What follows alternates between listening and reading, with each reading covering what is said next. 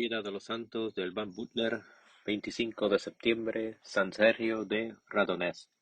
En 1940, la Santa Sede autorizó un calendario litúrgico para uso de los pocos católicos rusos, que incluía, entre diversas modificaciones eslavas, al calendario bizantino.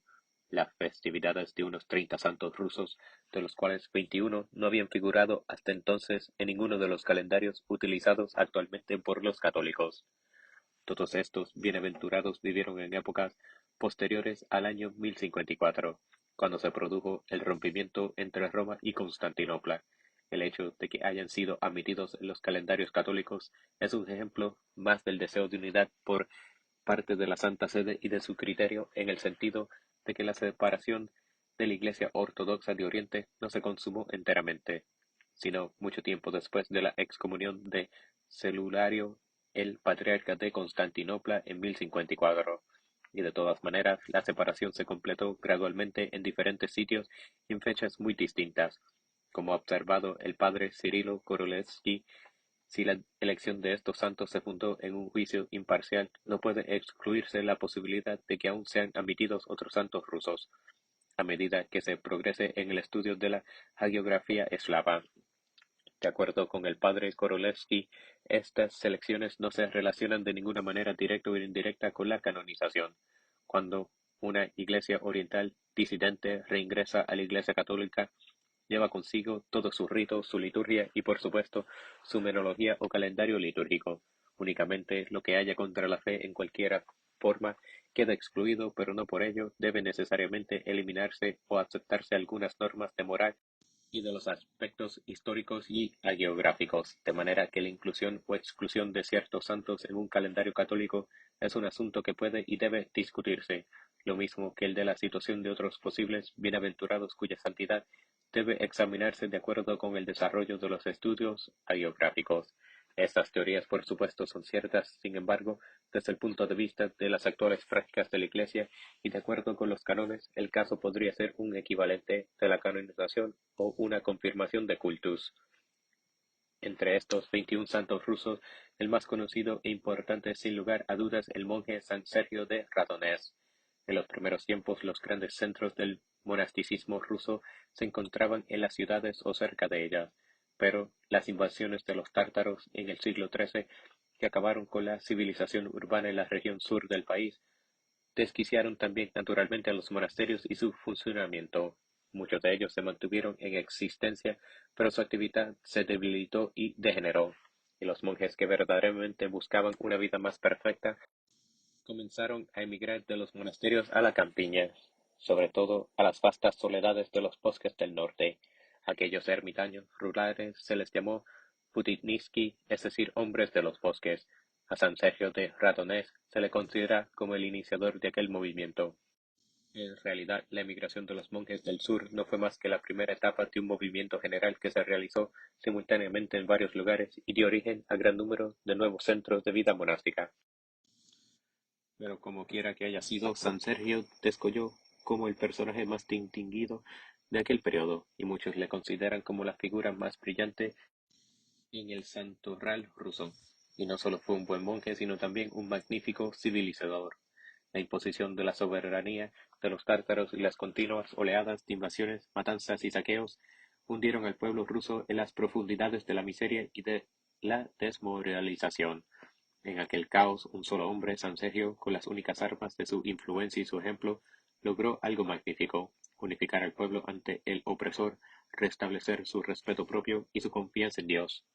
El historiador Kluchevsky admite decididamente que los rusos deben su liberación a la educación moral y la influencia espiritual de Sergio de Radonez. Alrededor del año 1315 vino al mundo este santo en el seno de una noble familia que residía cerca de Rostov, y en la pila bautismal recibió el nombre de Bartolomé. Entre los tres hijos varones del matrimonio, Bartolomé parecía el menos inteligente y continuamente se le echaba en cara su lentitud para aprender, lo cual le hacía sufrir mucho, de manera que, cierto día en que paseaba por el campo y se encontró con un monje que mantuvo una larga charla con él, le propuso que le enseñara a leer y escribir, con el propósito especial de estudiar la Biblia. Según nos dicen los cronistas y los biógrafos, el monje le dio al niño a comer un trozo de pan con sabor dulzón y desde aquel momento Bartolomé pudo leer y escribir como una persona adulta y mucho mejor que sus hermanos. Por aquel entonces comenzaba a formarse y crecer el Principado de Moscú. Una de las primeras consecuencias de aquel crecimiento fue la destrucción del poder y la influencia de Rostov.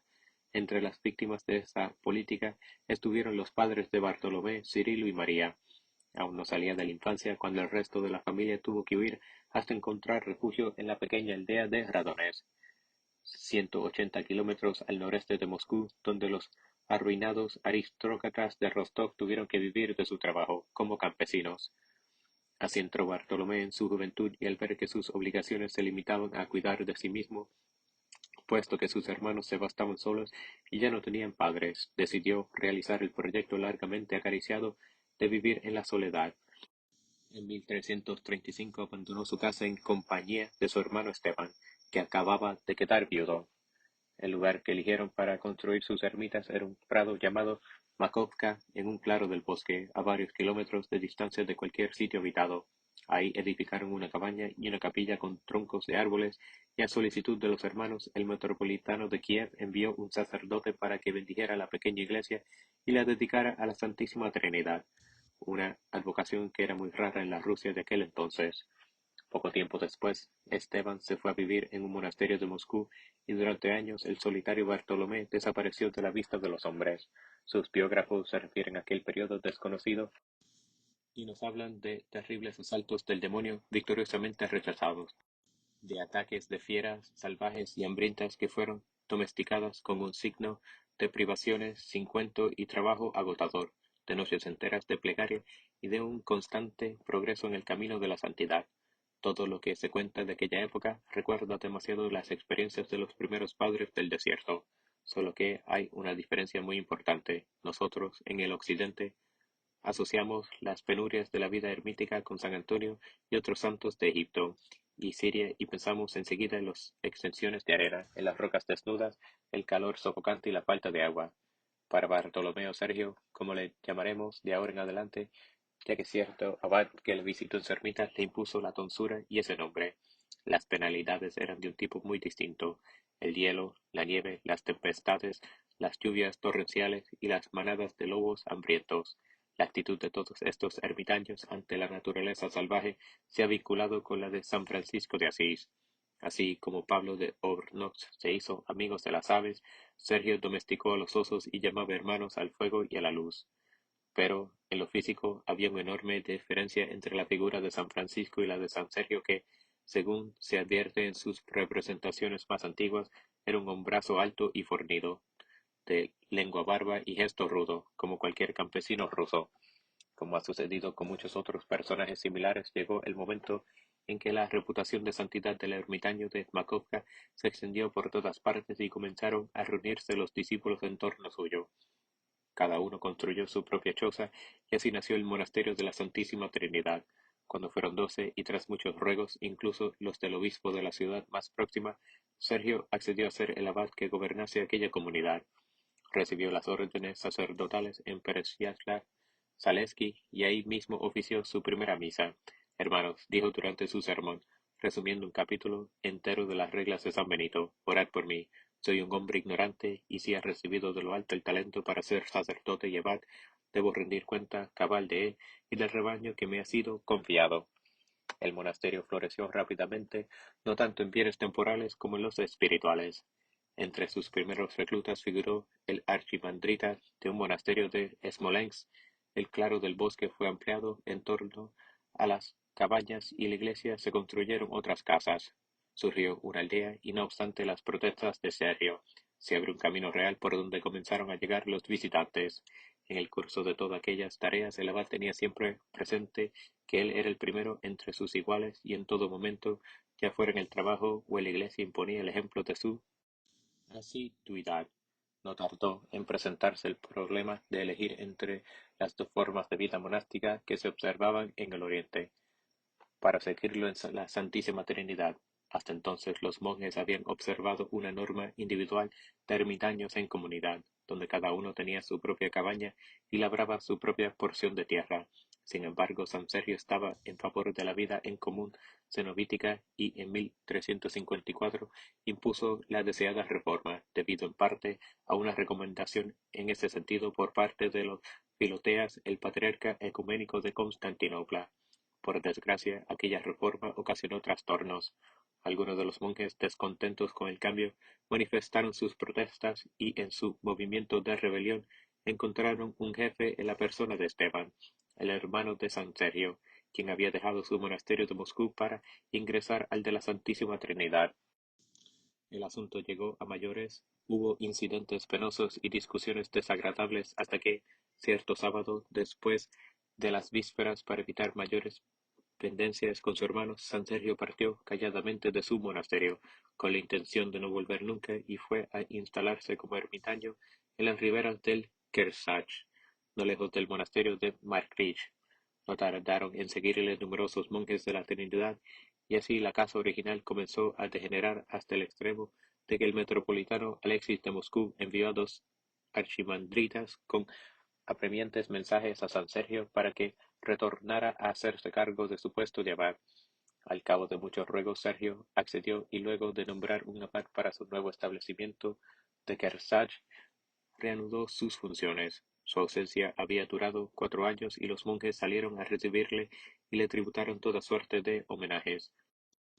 Con tan sincero regocijo que todos le besaron las manos, muchos se postraron en tierra para besarle los pies y otros besaron sus vestiduras. Como había ocurrido con San Bernardo de Claraval 2 siglos antes y con muchos otros santos monjes de Oriente y de Occidente, antes y después acudieron a consultar a San Sergio los más encumbrados personajes de la Iglesia y del Estado. Con frecuencia se le confiaron misiones para gestionar la paz o para que fungiera como árbitro, y en más de una ocasión se hicieron vanos intentos a fin de convencerle a que aceptara el cargo de primado de la Iglesia de Rusia. Fue por aquel entonces, entre los años 1367 y 1380, cuando se produjo el gran rompimiento entre Dmitri Donskói, príncipe de Moscú, y el Khan Mamai, jefe absoluto de los tártaros.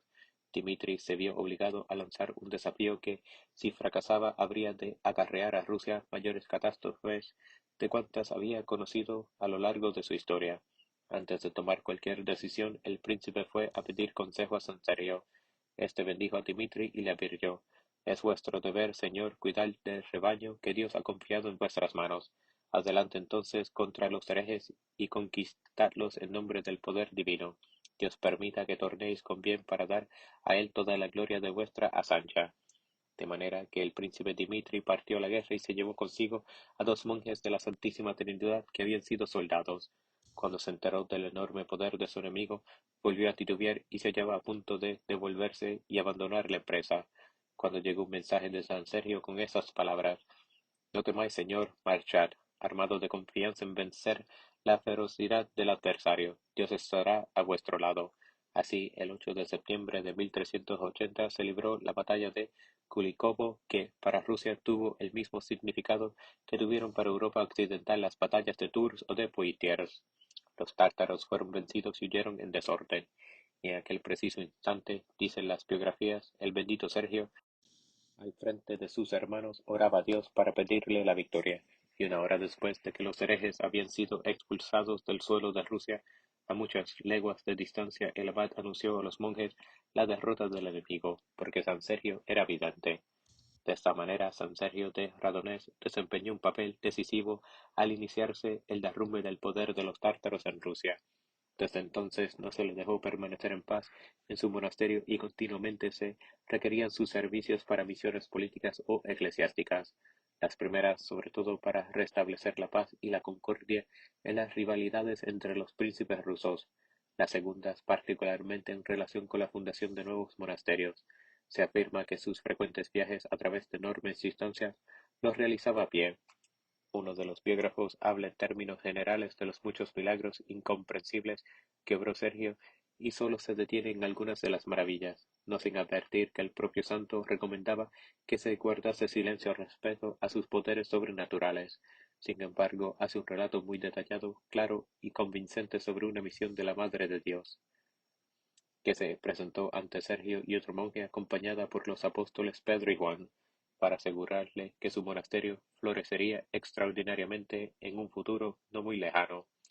La objetividad de aquella visión es característica de la hagiografía de Rusia, donde rara vez ocurren los raptos o los éxtasis, pero en cambio el Espíritu Santo desciende sobre los elegidos y les permite ver auténticas apariciones terrenales o celestiales, ocultas a los ojos de los menos santos.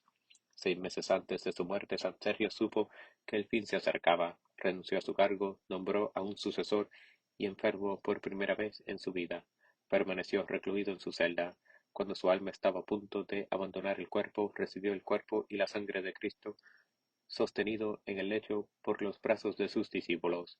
Alzó sus manos al cielo, se movieron sus labios para musitar una plegaria y entregó su espíritu puro y santo en manos de su Señor, el 25 de septiembre de 1392, posiblemente a la edad de 78 años.